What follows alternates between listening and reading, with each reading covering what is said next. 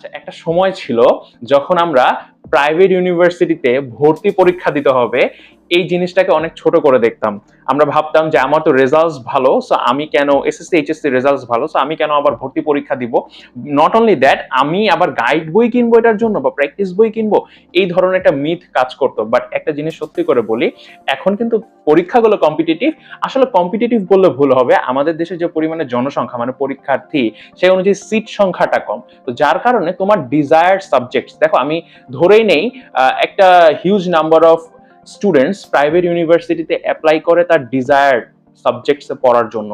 ঠিক আছে, তার যেই সাবজেক্টস গুলো পড়তে ভালো লাগে বা ফ্যামিলি তাকে বলেছে যে তুমি সিএসসি পড়ো বা তুমি ট্রিপল ই পড়ো, সিভিল পড়ো, হ্যাঁ এই জিনিসগুলো তুমি পড়ো, তোমাকে আমি প্রাইভেটে পড়ার জন্য ফাইন্যান্সিয়ালি হেল্প করবো, সো তুমি যদি এই সাবজেক্টটাতে চান্স পাও। এরকম কিন্তু কন্ডিশনস আমাদের বাবা মারা আমাদেরকে দিয়ে দেয়।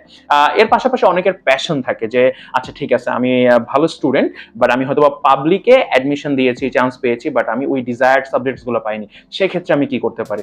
দেখো ভাইয়া, খুব সহজ কথা, সেটা হচ্ছে তোমাকে স্ট্রাকচার্ড ওয়াইজ পরীক্ষার জন্য প্রিপারেশন নিতে হবে। কোনো পরীক্ষাই জীবনের ছোট নয়, এবং এই যে জীবনের পরীক্ষা যে ছোট নয়, এটার একটা মেইন জিনিস হচ্ছে প্র্যাকটিস প্র্যাকটিস প্র্যাকটিস।